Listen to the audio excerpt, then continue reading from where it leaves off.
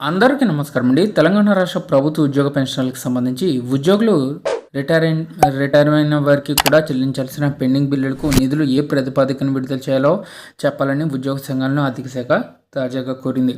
So పాత బిల్లులు 5,000 కోట్లకు పైగా ఉన్నాయి.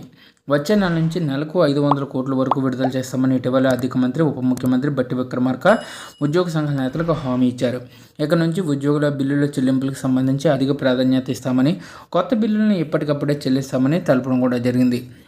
సో అయితే నెలకు 500 కోట్ల చొప్పున విడుదల చేసిన బకాయిలన్నీ కూడా చెల్లించేందుకు సుమారుగా 10 నెలల నుంచి ఏడాది సమయం పడుతుందని ఆర్థిక శాఖ వర్గాలు అంచనా వేస్తున్నాయి.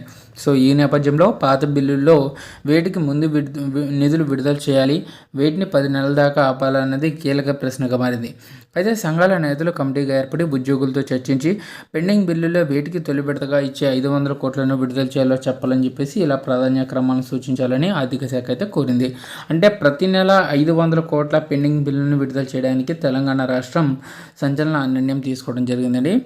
ఈ విధంగా ఈ 500 కోట్లలో ఫస్ట్ ఏ బిల్లులు చెల్లింపులు జరిగేయాలి అని చెప్పేసి ఉద్యోగ సంఘాలను అయితే అడుగుతున్నారు. సో ఏవైతే మీరు ఇవ్వాలనుకుంటున్నారో వాటికి ప్రాధాన్య క్రమాలను ఇవ్వాలని చెప్పేసి ఆర్థిక శాఖ కోరింది. కొందరు ఉద్యోగులకు వైద్య ఖర్చుల బిల్లులు 1,00,000 నుంచి 3,00,000 వరకు పెండింగ్లో ఉన్నాయండి. సో వీటిని అత్యవసరంగా విడుదల చేయాలని చెప్పేసి వారు కోరుతున్నారు. ఇక రిటైర్మెంట్ అయిన వారికి చెల్లించాల్సిన బిల్లుల మొత్తాలు కూడా 10 లక్షల నుంచి 50 లక్షల దాకా ఉన్నాయి. అయితే చిన్న మొత్తాలకి తొలుత ప్రాధాన్యం ఇవ్వాలని ఆర్థిక శాఖ అయితే యోచిస్తుంది. సో ఇదండి వాళ్ళ తెలంగాణ ఎంప్లాయీస్ సంబంధించి వచ్చిన తాజా updates. For more updates subscribe to our channel. Thank you.